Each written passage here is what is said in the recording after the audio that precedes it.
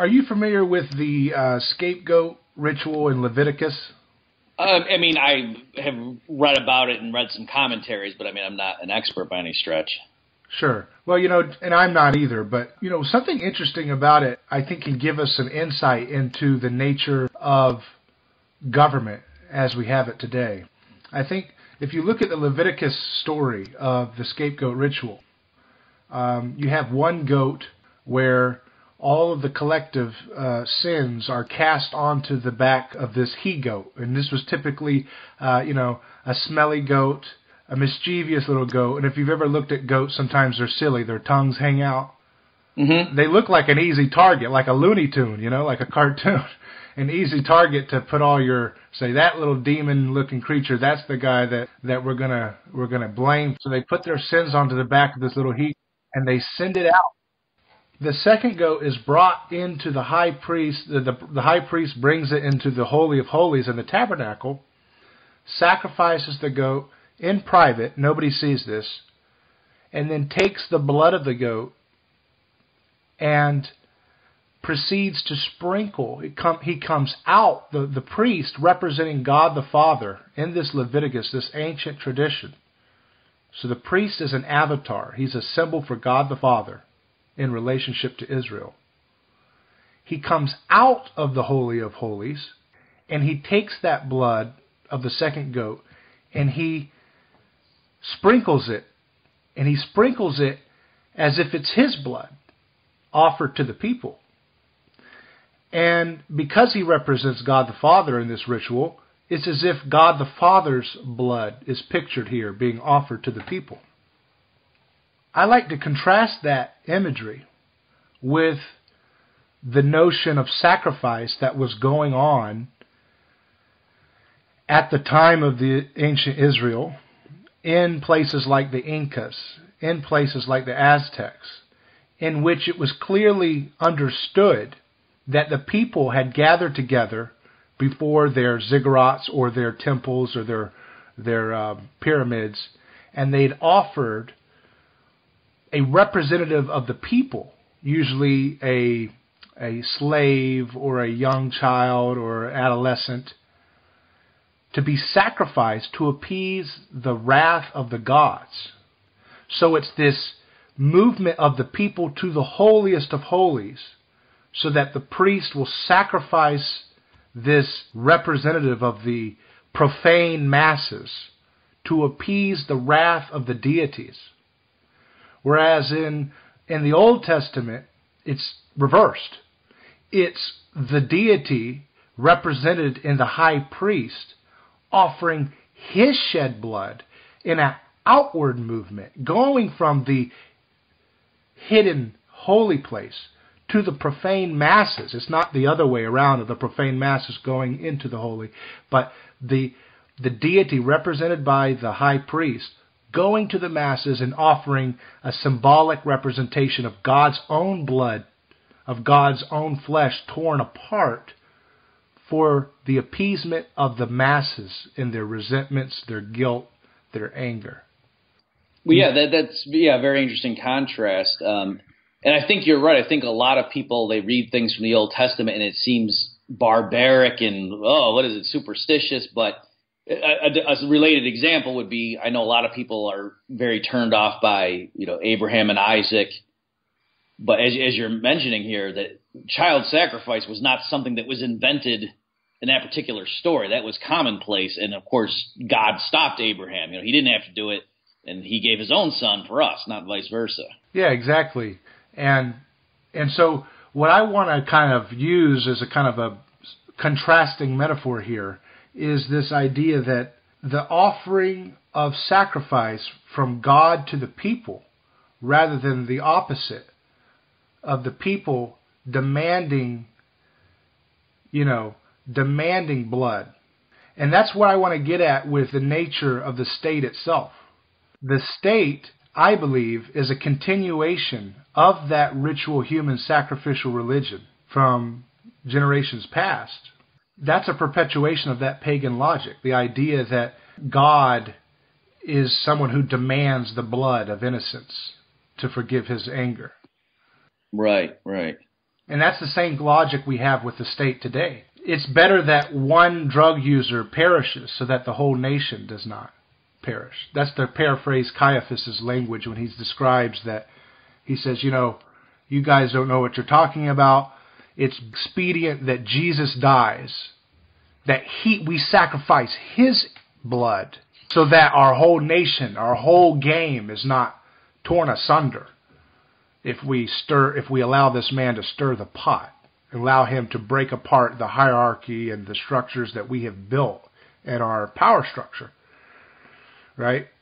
And so what I'm saying is that the state is a religious enterprise, and it's a continuation of the same pagan sacrificial order that the Aztecs and the Incas and all these different worldwide ancient societies practice, which is that the gods demand the innocent shed blood of a misfit, of an innocent, of a marginalized scapegoat.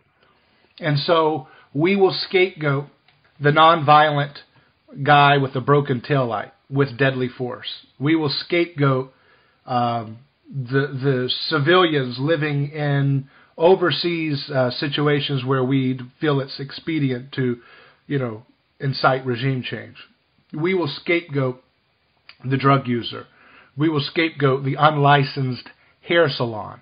Anything that violates our sense of cathartic peace and oneness as a collective, we will chew them out and spit them out. We would chew them and spit them out. And that's kind of where I'm getting at with this theme of this discussion, is that if we think that the state is just pops up as just an error in logic, we're woefully inequipped to deal with the nature of the beast that we're dealing with here. We're dealing with something rooted in our anthropology, rooted in thousands of years of ritual repetition and superstition, that it's better that one man die, or one man or woman be socially cast off into a prison where they could be assaulted and God knows what else. It's better that they perish so that our sense of security, if we allow their freedom, is endangered. Yeah, an example I had of that recently, just flying, and I had a bad experience in the Orlando airport. It's not worth getting into, but where the TSA, and normally I'm not one to exaggerate TSA stories, but they were particularly egregious on this one. And I remember, like you see, they were allowing like little young people to not take their shoes off or whatever. And I remember when people were asking about that, like, come on, you can't just wave through somebody who's clearly not a threat. And I remember the official response from not even from the TSA itself, but like from the defenders of the TSA, like of the general public, was to say something along the lines of, well, no, but if it were just understood that, some 60-year-old woman traveling by herself, could just get waved through without getting an extensive search, well, then the terrorists would just all exploit that. So it was, that kind of logic that in order for us to stay safe, we have to subject people to extra scrutiny, even though we know full well they're not terrorists. Right. It's kind of like the bystander effect. When you see an assault happening and there's a crowd, that there's this sense in which people get frozen in crowd immobility. They can't act.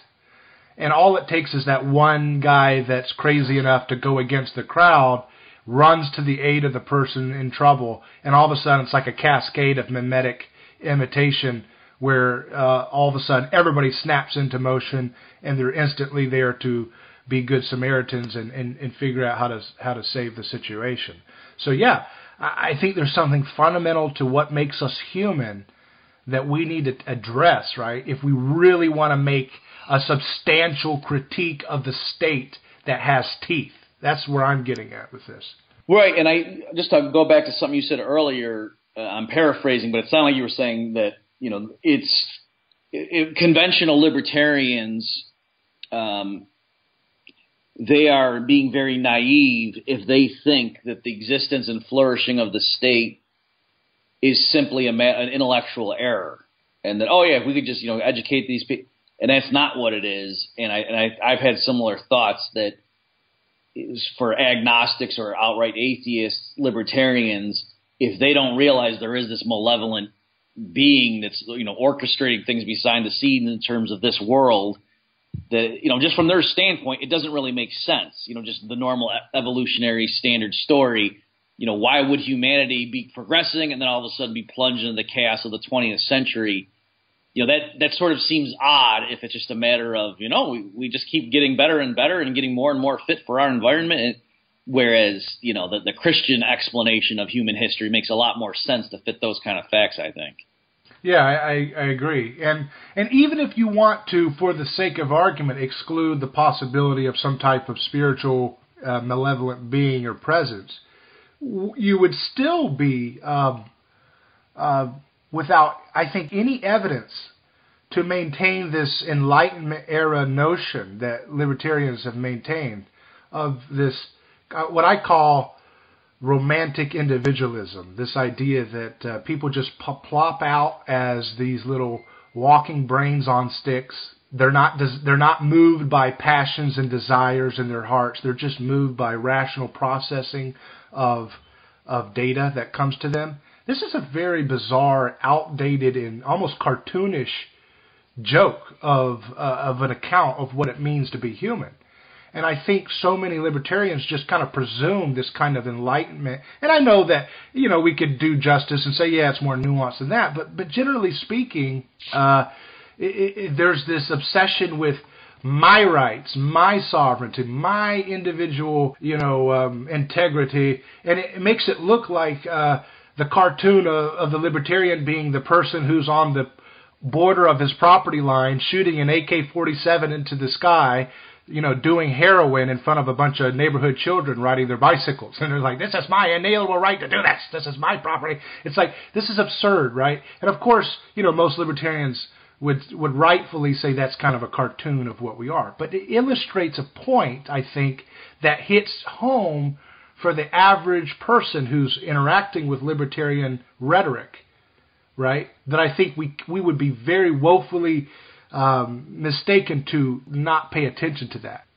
Human beings are not islands unto themselves. And the Bible's clear about that, right? The Bible says all we like sheep have gone astray, right? And so there's this notion that in the Bible, the biblical view of the self is much, much more interconnected with the desires of their neighbor in a sheep herd-like manner than the, libertarian rhetoric would betray.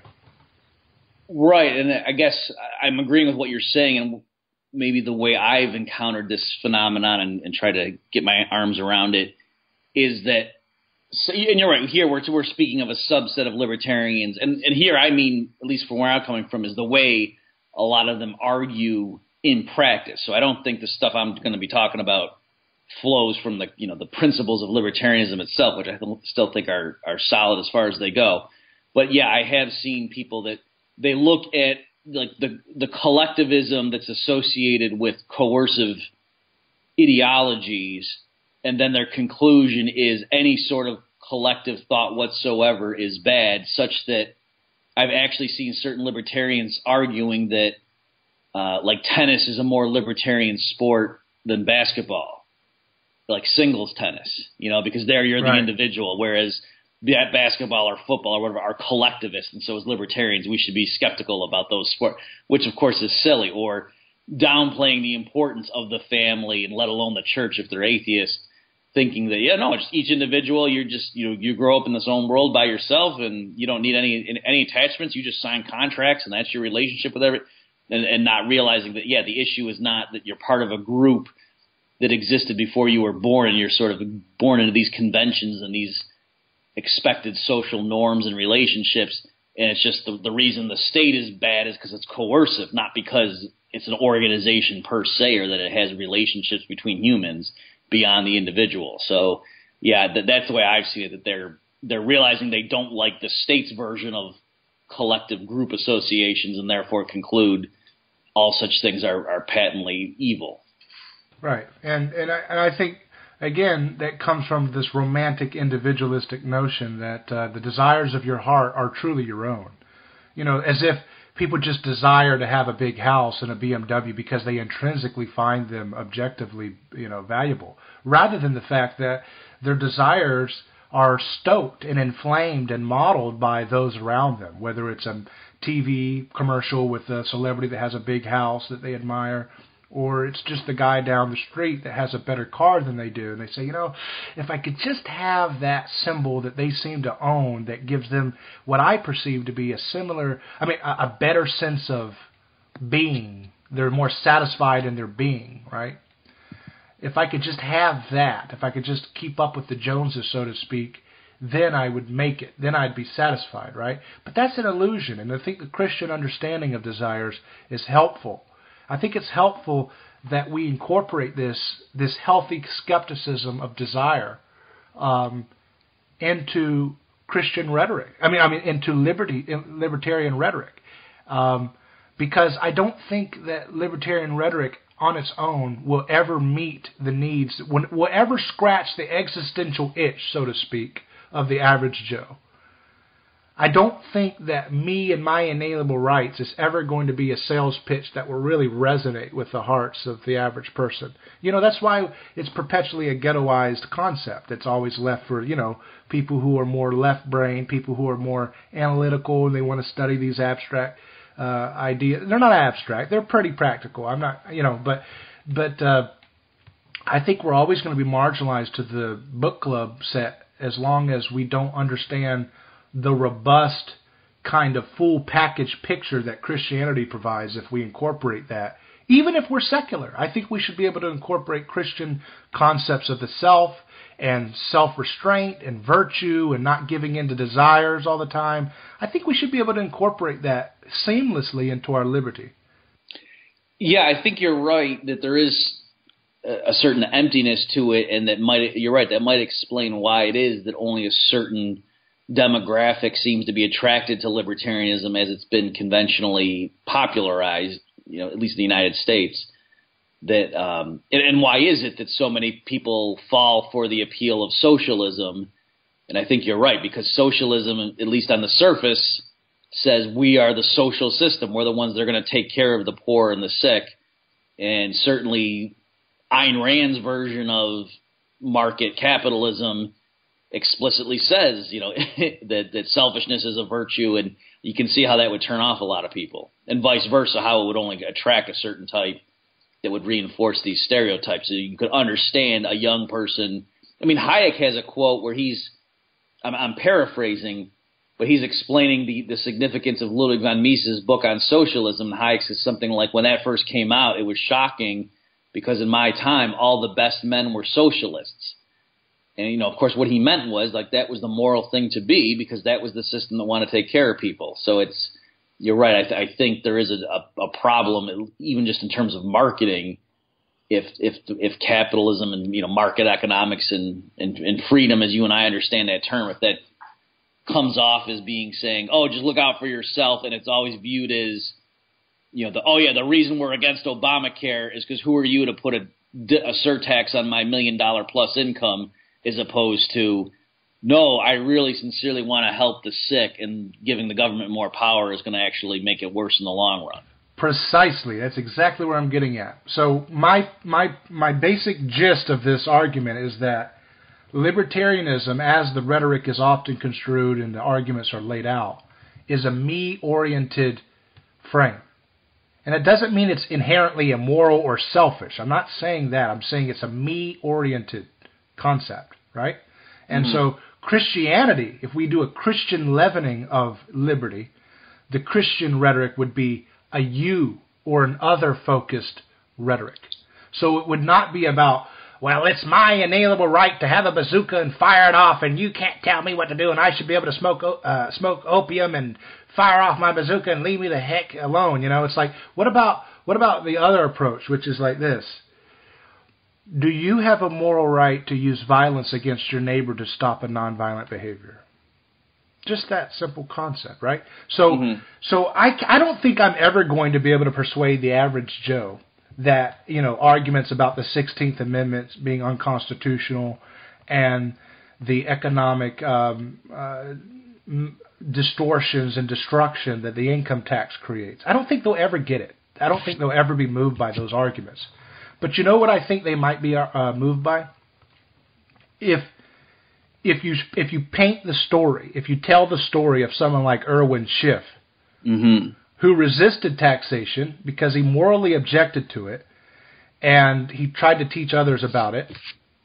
Now, again, I'm not saying whether his arguments were valid or not. Just table that. I'm talking about the human interest story of the Irwin Schiff story, and saying this is an elderly man who died chained to his bed, dying of cancer, was unable to see his grandchildren and hug them.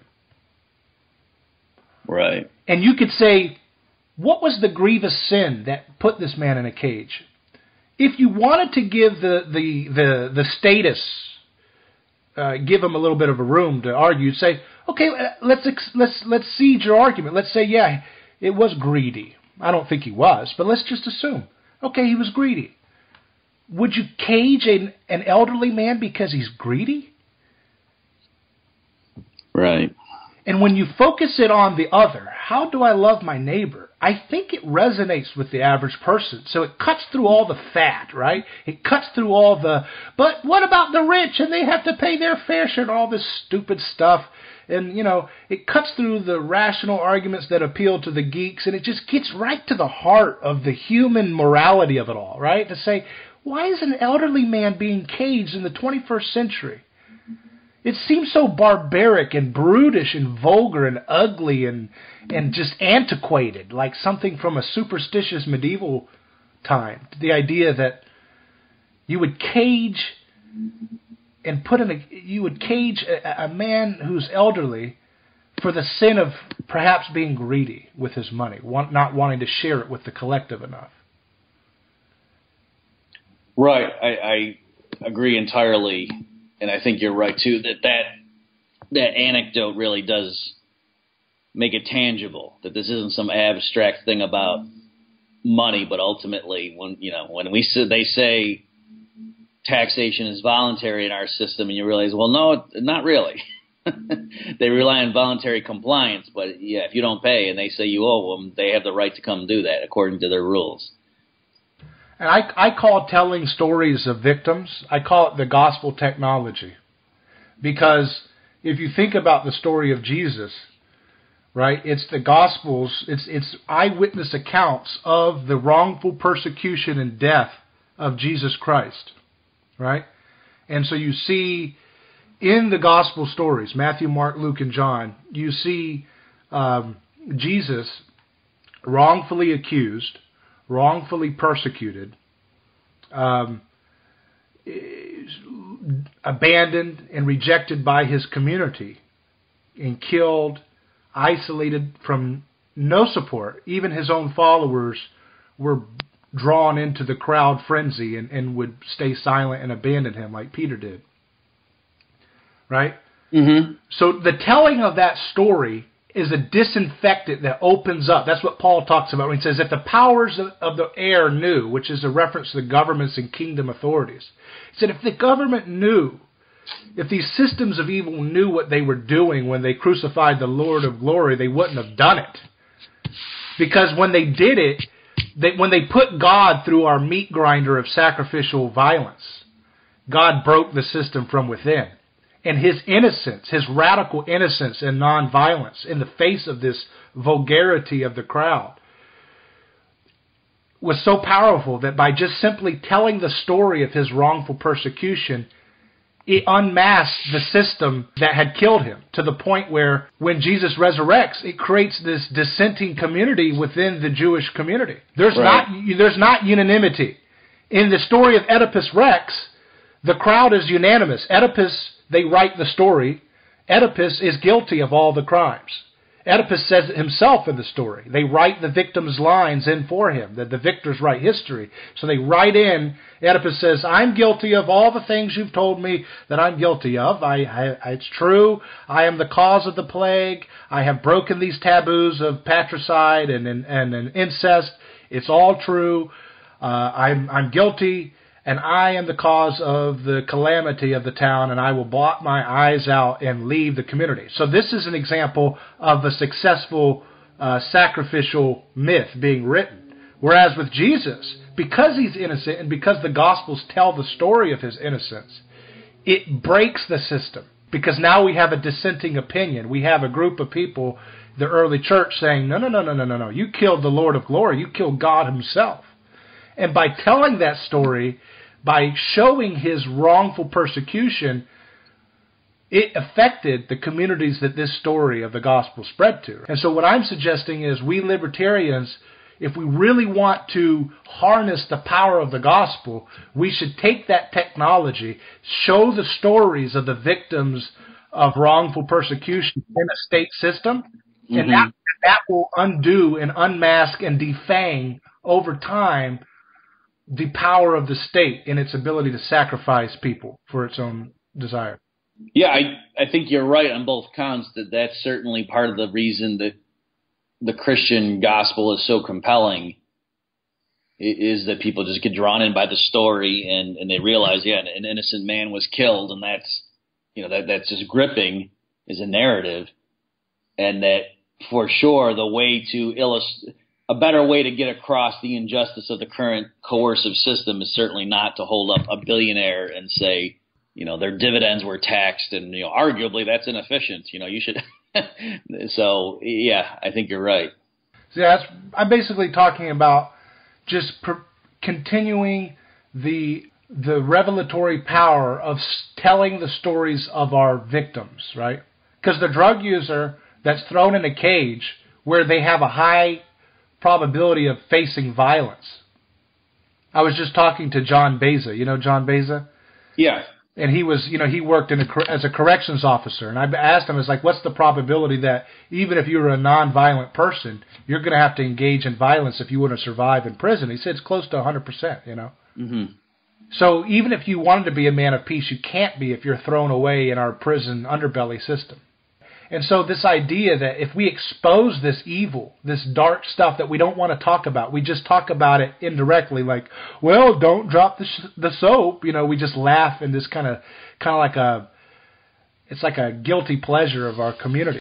And that's, even putting aside people's, political views and whatever, you're right. That is a perverse element of our modern society where male prison rape is considered to be funny, or even like that's sort of like an offhand, like that's really what the punishment is. In other words, it's not so much that you're deprived of your liberty to walk around, but that if you get convicted of something serious and go to prison, that you might very well be sexually assaulted, and that's kind of a part of the issue.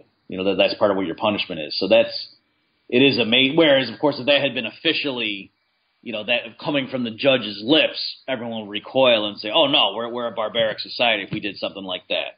But yet, everybody knows about it so much that it's actually, like you say, the feature of jokes.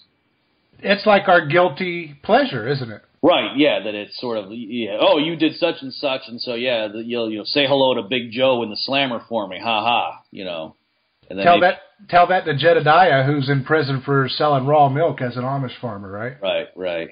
Or tell that to the guy that's selling natural supplements. And, FDA criminalizes commercial speech if you don't have a patented substance that can afford the $100 million FDA system, to get approved. So, yeah, you've got all these nonviolent people. And again, I asked another corrections officer, I said, what's their likelihood if I'm a raw Amish farmer, if I sell raw milk, Amish farmer, what's the likelihood I'm going to have to interact with the violent gang population? He said, it's a fact. You will have to. Even if we put you in the hole, you're still going to be around violent people. And I was like, how is this even a thing? How is this something that we're just like, oh yeah, sure, that's just another little factor of life. Okay, go back to my newspaper. Like, what the hell is that? This is like to me, this is like a humanitarian outrage. We talk about helping the kids in Africa, but good Lord, look in our own neighborhoods, right? The fact that nonviolent people are thrown into basically assault cages, even if there's like a 10% increase in assault, that's likely to happen. That is an injustice beyond all injustice. It's like a humanitarian crisis in our own community. Yeah, you're right. And even besides the intrinsic immorality of that also, unless they're in there for life, once they get out, from that sort of experience, they're probably going to have a higher rate of recidivism and so on. The familiar pattern of somebody goes in for petty larceny or something, then comes out as an armed robber because they interacted with those people and they show them the ropes and so forth too. Or horrible things happen to them, and that just makes them more jaded when they get out. Let me ask you a question. You know how our culture is very victim obsessed? here a victim, there a victim, everywhere a victim, you know? Yeah. Why is it that if we're so obsessed with victim outrage that there's seemingly no big, huge impetus to correct this whole humanitarian crisis that's on our own doorstep, so to speak, of laws against nonviolent behavior? That's what I'm talking about.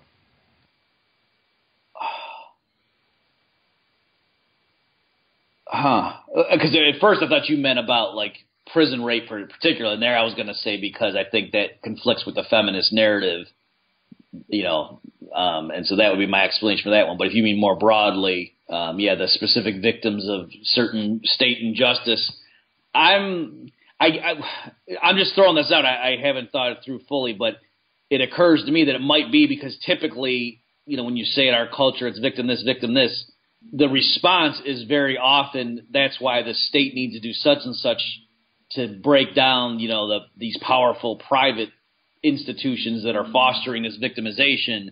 And so it wouldn't really work with that sort of worldview to say, oh, no, but the state itself is actually the one creating the victims because that's the agency of liberation and righteousness for these people. Yeah, I mean, I guess what I'm getting at is, like, why is there such an obsession with foul speech? You said the wrong word and it's insensitive to a racial group, or, you know, there wasn't enough nominations of black directors and actors in Oscars, right? Like, that creates a trending outrage on Twitter, right? But you'll never see any such popular outrage in our culture for, like, the fact that there's millions of black people in prison for broken taillights, suspended driver's license, driving with suspended license, you know, late child support payments. They never seem to be able to scratch the actual itch of actual violence committed. It seems like speech, like foul speech or these kind of gestures of culture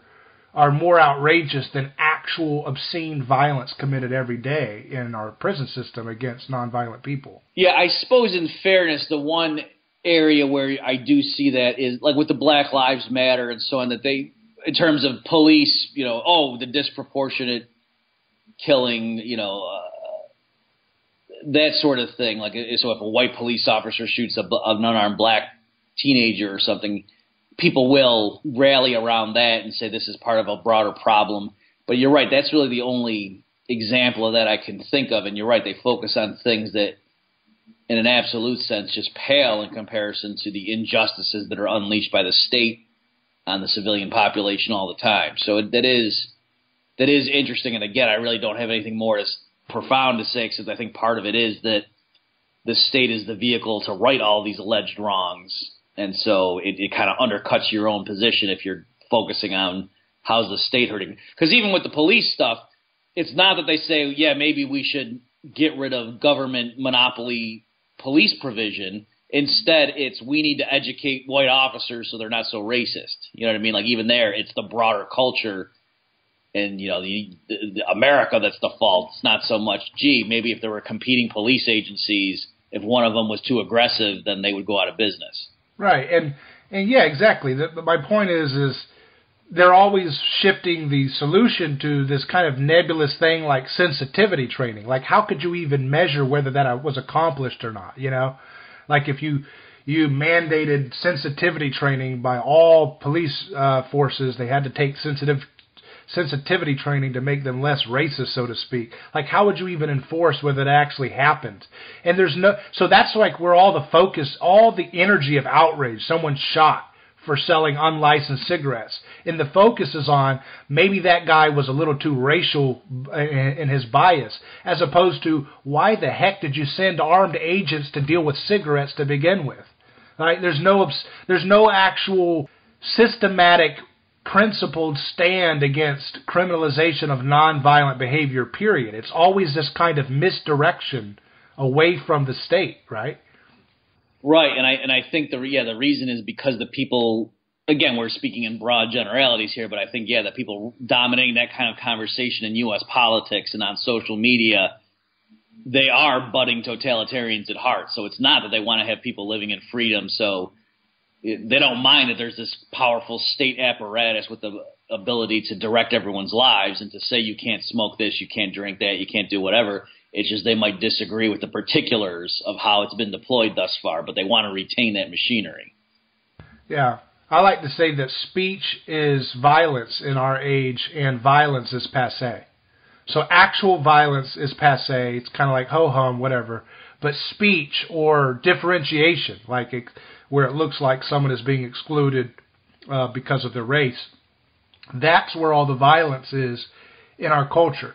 So if you use foul speech, so Trump uses vulgar rhetoric against, say, Muslims, that's more violent in our culture than actually bombing Muslims quietly like Obama did, right? Like in our history books written by the victimists and the politically correct, Trump is considered anti-Muslim because he's more vulgar with his speech towards them and more brutal, just saying, kind of like not the politically correct terms to describe situations with them. Right. Whereas Obama is considered a defender and an advocate of Muslims, even though he murdered, countless thousands of innocent, nonviolent Muslims overseas for no reason other than whatever Machiavellian reason he was forced to do so. Yeah, you're right. And also, another example of that sort of pattern is with this campus speech stuff, that some provocative speaker from the right is going to go give a talk, and then people are making it clear, if this person comes, we're going to riot and set buildings on fire and smash windows. And so then the speech is canceled because, that speaker is going to promote violence. It's like, no, it's the exact opposite. It's the enemies of the speaker are the ones literally using violence and destruction, whereas this person was just raising controversial topics and perhaps being insensitive with his humor.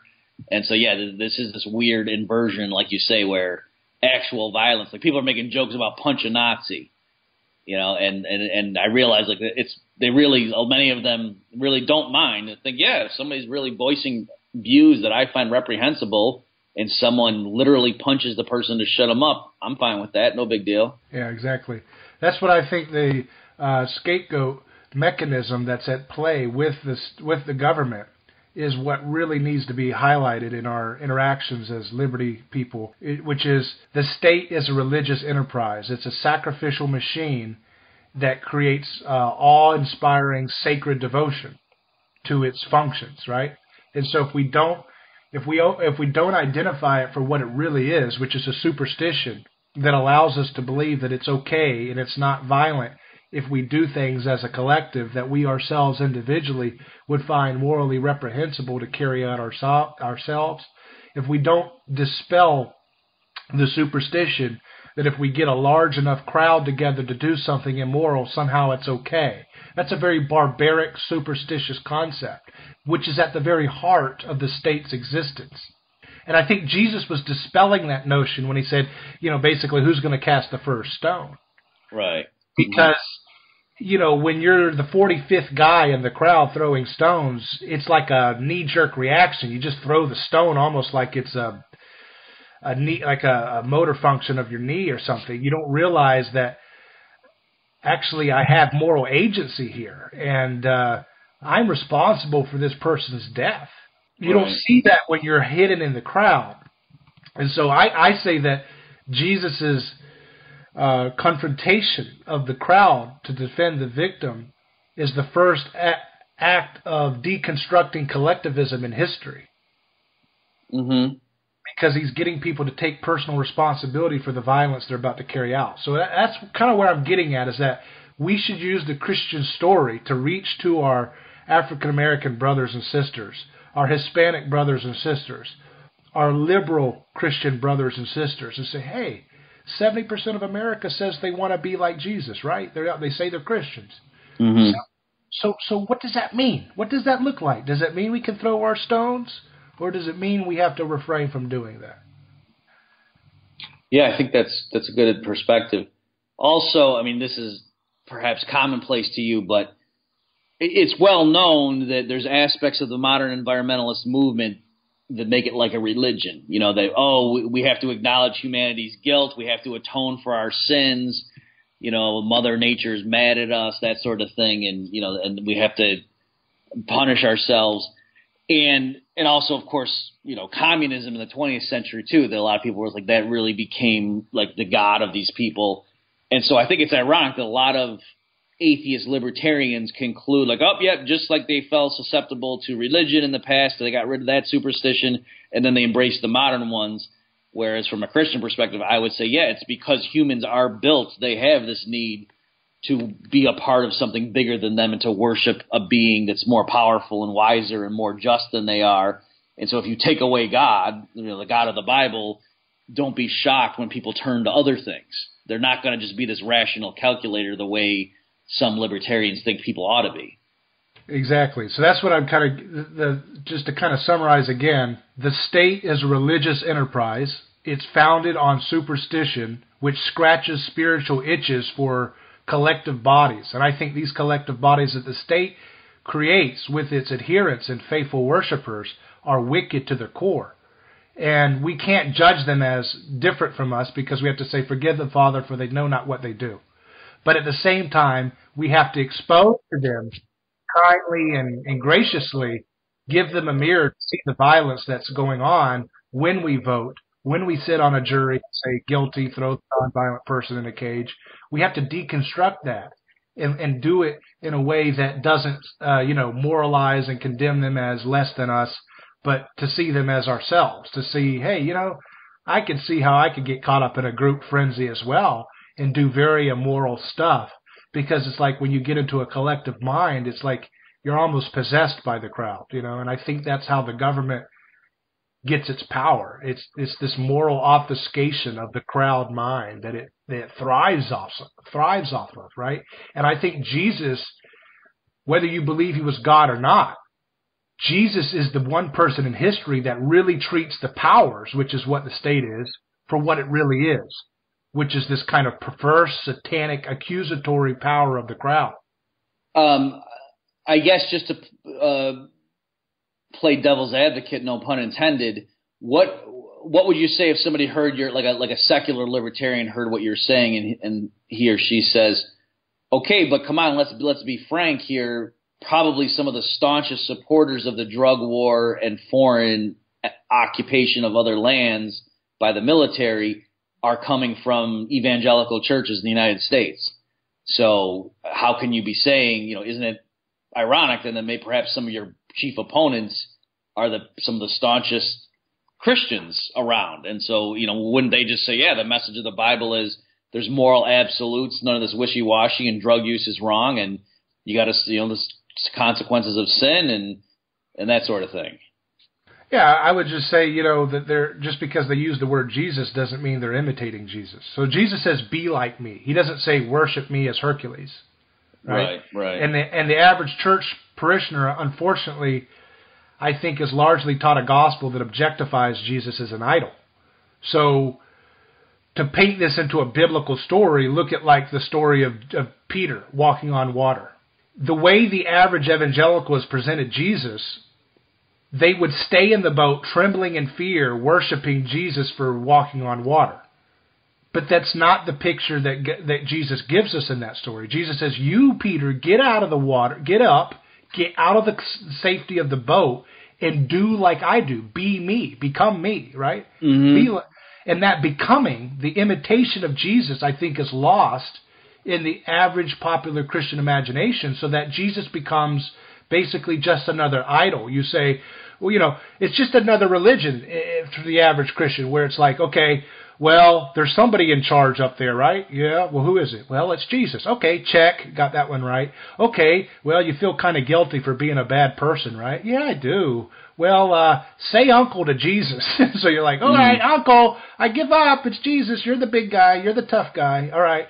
And then so you do your little checklist, but have you really done anything to become like Jesus? Do you look more like Jesus? Do you not resist evil with violence as Jesus commands those who want to imitate him? I mean, even the little things like the fact that Jesus was born, by all intents and purposes, he was born of a woman who looked very much evil to her community, right? Right. She was basically an adulterous woman. She was the most ill repute woman you could imagine in her community, from her community's perspective, right? And God says, I choose that situation to come into the world. What does that tell us about our priorities as Christians? we're so obsessed with, avoid the appearances of evil, right? But apparently it doesn't matter so much to God. He chose to come into a birth situation in which he would make his parents look like adulterers, fornicators, right? Right. So obviously God's expectations are different from the classical, unfortunately, church crowd. But he says that's what's going to happen. He says you will know the scriptures, but you won't see me. So he says that. And the people who studied him, the people who had breakfast, lunch, and dinner with Jesus every day in Israel, his own disciples, they missed it over and over again. They missed his point every day. They'd say, okay, Jesus, who's going to be on your left side and who's going to be on your right side when you become William Wallace and take this thing by force? And he's like, gosh, you guys don't get it. You don't get it. I tell you this every day and you don't get it, And Peter says, hey, Lord, tell me you're not going to die on the cross. And he says, get behind me, Satan. You know not the things of God, but the things of men, right? And that word Satan means accuser. So he's saying, get behind me, accuser. You're accusing me of doing the things of man when I've got the things of God in mind, right? Right. And so there's this sense that the average church parishioner worships a disembodied Hercules Jesus, which is just another pantheon of gods. Okay, well, you used to worship Zeus, and this guy used to worship Thor. Well, we worship a guy named Jesus, and that's all there is to it. So let's just keep treating people basically like Thor would treat them. It's like there's no radical transformation of you're not turning the other cheek. You're not washing the feet of those who are beneath you. You're not doing any posturing which radically imitates the actual demands of Jesus for those who seek to use his name. Right, and I guess all I would add is I enjoyed your remarks a lot there, but also, in terms of, because you're right, I've talked with some sort of, you call them right-wing hawk Christians, U.S. Christians, and they're looking at what does God in the Old Testament do in particular, and saying, we want to, but I think clearly in terms of God's model for how do we behave as humans is what he did as Jesus. And so, yes, Jesus is God, but also God in the form of a man, and therefore, we emulate him. And you're right. Certainly, it would be completely out of character for Jesus to see someone sinning and then go kill the person or go put him in a cage. You know what I mean? That's just against everything he tried to do through his examples there. So it's, yes, there are moral absolutes, but it's it's up to God to punish evildoers, and that's so. I think you're exactly right in terms of the full reading of the Bible. That in terms of the example that we as humans are to emulate, Jesus was showing the way to deal with sin. Was not to deny it, of course. He doesn't say, to the adulteress at his feet, or to say who's the first to, he was without sin, cast the first stone, and then say to her, don't worry about it, you didn't do anything wrong. No, he says, go and don't sin anymore. So he's not denying that she was sinning. He's not being a moral relativist, but yet saying, we don't need to, or saying a blameless person would have the ability to go ahead and cast the stone. But since you're a bunch of hypocrites, if you do it, because you're all sinners as well. Yeah, the cultural right wants to stone the woman for adultery, and the cultural left wants to stone Jesus for telling her not to do adultery anymore. That's a great point. I didn't think of that. You're right. So the only real consistent person in that is Jesus himself. and that's kind of our message that we have to have. I think we will make great strides.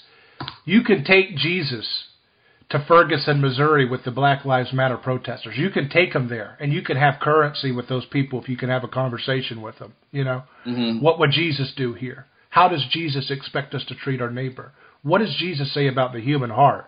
Is white guilt worse than black guilt, or are all human hearts, the line between good and evil, does it run right through the human heart? Because that's what God would say, right? That's what Jesus would say in his teachings. And so you walk people through. I'd say that this way. Take Ayn Rand, take Bastiat, take Murray Rothbard, take von Mises to the Ferguson, Missouri protesters. They don't care. Say, well, let me tell you how von Mises dealt. They say, who? Why do I care? What?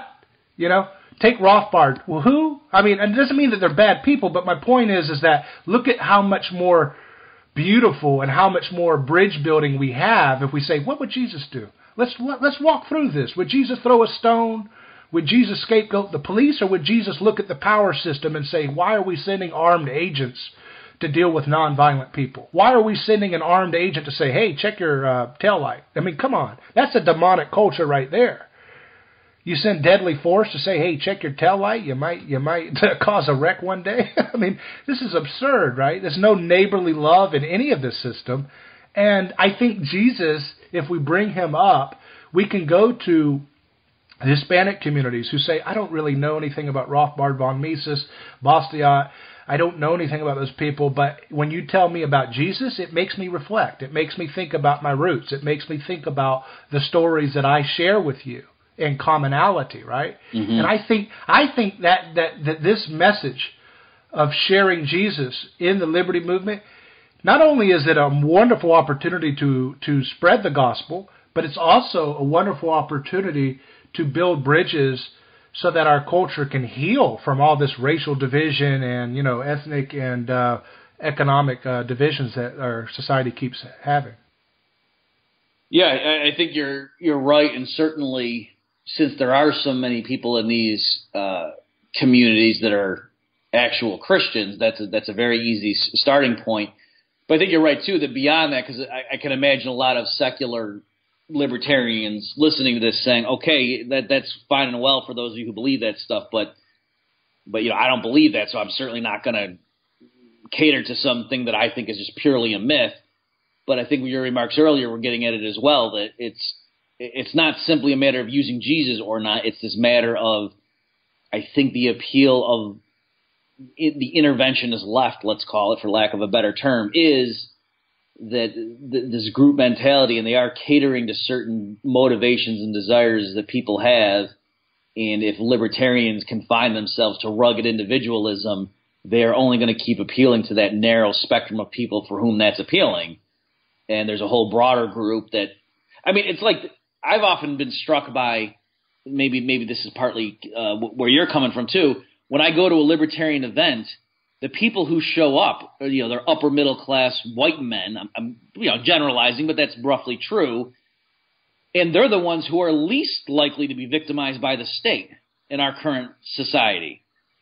And so it's interesting that whereas the truly victimized groups are the ones who are most afraid of libertarians and don't trust them, when they would be helped the most if the political scene were to tilt more libertarian. And so it's a weird disconnect that, and I don't know exactly how to fix that, but I think what you're talking about may be one of the major problems. Yeah, I agree with you. That's where I'm getting at, is that we're not scratching the itch to make any real progress, right?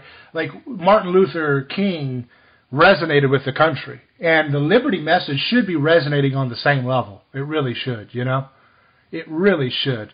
But the reason why it's not is that we're not packaging it properly. And it's not just a marketing thing. It's a heart thing, too. But, and I tell people, you mentioned the secular libertarian stuff. And it's like, I've been surprised. I go and do this speech at different groups and secular groups, and I'm surprised at the atheists and agnostics that say, I never knew Jesus did all this. Mm-hmm. I never knew Jesus deconstructed the pagan violence of the state. I didn't know that.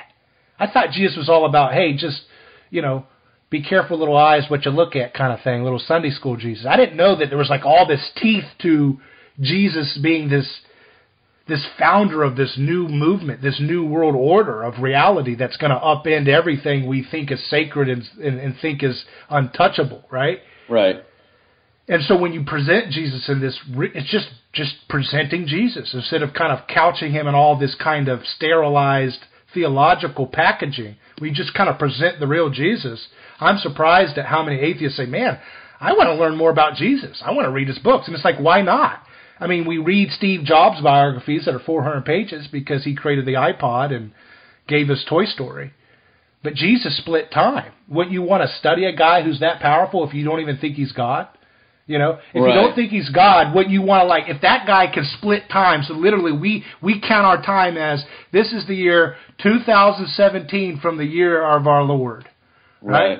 What? I mean, that's still, we split time over a man. That's a serious person. You should study that guy.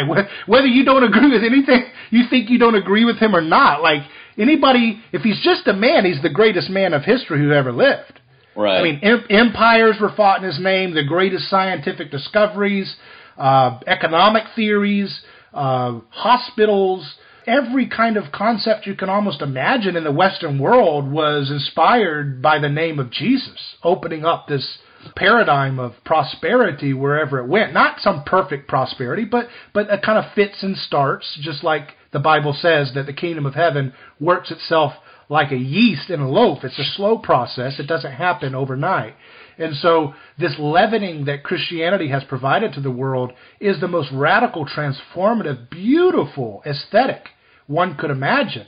And the idea of just kind of throwing that away because you're not convinced of all the theology of Christianity is absurd. You're missing out on so much of what makes Western tradition and Western values of freedom and so forth so beautiful to begin with. Yeah, I think you hit on something a minute ago there about this image a lot of atheists or just, agnostics have about him. I think they get the picture of a Christian from like Ned Flanders on The Simpsons, who's just a complete doormat for people, but real chipper and everything, and they think that that's what Jesus went around saying nice things and, hey, try to be more friendly to people, and then when you realize, well, no, there's a reason they killed him, that he had scathing rebukes of the powerful elite in his society, and they had to take him out because he was a threat to their power. I mean, that's a version that sometimes doesn't come through, I think. Yeah, precisely. And even his concept of turning the other cheek, that's a proactive, nonviolent way of disarming violence, right? I mean, of evil.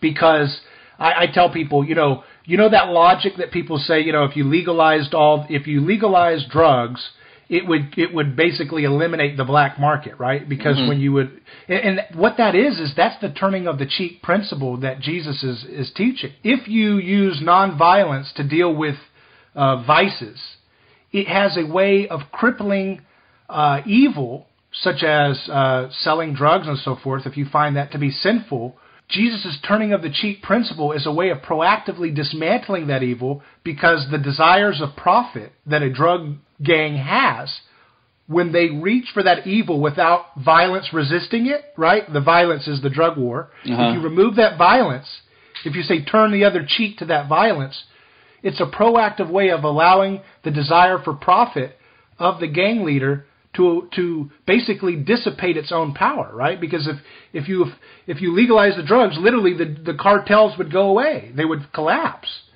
And if you legalize consenting prostitution, the other funding source of these wicked cartels would collapse. Because if you can go on Amazon and get your coca leaf tea, the guy that sells drugs on the corner is not going to be in business anymore. Right.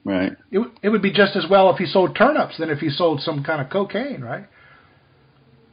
Right, and the other problems plaguing the inner city in particular would just be so much alleviated if you did pull that violence out of it. That's something that I noted. I think even a lot of libertarians who haven't been around sort of bad neighborhoods in big cities, they have this idea that, the police are impotent there. And that's not really the case. The police go through there, but they're like an occupying army, like literally. Like I've been in places like around Harlem where in broad daylight, police cars going one way and then something call comes in and they pull a U-turn. And there were like women on the street with strollers, like really quickly getting out of the way because the car might have hit them.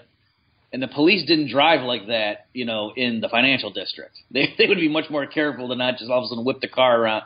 So I'm just saying it's I think people, even though they might in the abstract say, legalize drugs or whatever, but I don't think they realize how much violence there is. It's like a war-torn – I mean, they call it the drug war, and that's not even a metaphor. It really is the same tactics that are used if the U.S. military were going to go try to pacify, in quotation marks, some foreign population where there were people that were armed and they were trying to dispel those groups. Right, and see, what I'm trying to get at is that the teaching of Jesus is not some kind of Ned Flanders sit down and be sweet. No, it's a proactive, strategic way of dismantling the evil power systems like drug gangs by allowing them to fall on the own weight of their own desire. So they're based on fragile weight. And once you expose them to market forces, that voluntarism, it creates a situation in which they're not able to maintain their power structure anymore. And so it doesn't mean that you eliminate the fact that of course, there will always be some scumbag trying to sell something. But if he's selling something tainted with a market, then you can have the victim has recourse, right? If you're selling a faulty product that you've tainted with poison and the customer doesn't know about it, there's recourse available in a private property-based, Christian-based society. So if you care about victims and if you care about stopping cycles of violence, you have to know the way of the cross. You have to understand that this is not some sentimental, sweet gesture, but it's actually a very proactive, strategic, I call it like Aikido. Jesus is practicing cultural Aikido to dismantle wicked power structures by nonviolence. That's great, yeah. And I think, yeah, your point, I'm glad you emphasized that again, that if someone says he's a pacifist or just in general a Christian who's going to use nonviolence to try to disarm evil that way, people think that means, oh, so you're just going to sit back and do nothing while we got to pick up. And no, it is a very conscious thing. When I was in Nashville, I went to the museum there, and they had a whole exhibit about the civil rights marches and the nonviolent techniques and so on. And I was amazed at how intricate and strategic it was. Like there was training seminars saying, okay, we're going to go do a sit-in at this lunch counter, and if the mob comes and starts punching people, like how they would rotate among their groups. Like so, if someone on the outer perimeter is really taking a beating, we'll rotate and bring him into the middle of us and put new people on the outside, and they can take the blows and engage the people punching you, engage them in conversation. Like, why are you punching me? What have I done to you? And not, clearly. So it's not just don't punch back, but a whole system of how are we going to deal with this, because it's not naive at all. It's in fact very wise and sophisticated. Yeah, very good. Well, hey, it's been a pleasure speaking with you, and I don't want to take up any more time, although I've really enjoyed our discussion. I could go on and listening and kind of riffing off of each other here. But how can people find your website or anything they want to be in touch with, maybe new books or content that you have out that you'd like to spread awareness to? Well, sure. So the book that I have out that I'm pointing people to is called Choice from the Independent Institute, and that's sort of my distillation of the work of Ludwig von Mises, an introduction to Austrian economics. And my website where I have it's the clearinghouse of anything I've got going on is consultingbyrpm.com. Well, very good. Ladies and gentlemen, Dr. Robert Murphy, I've enjoyed our discussion. Thanks for coming on. I've had a great time as well. Thanks for having me.